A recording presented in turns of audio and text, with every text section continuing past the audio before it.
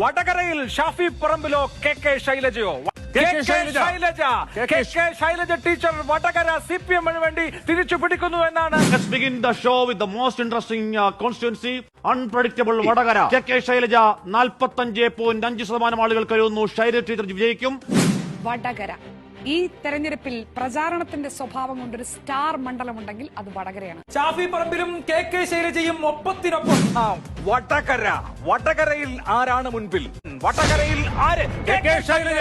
വടകരയിലെ ചിത്രം. വടകരയിൽ 41.56%. ആളറിഞ്ഞ് കളിക്കണം.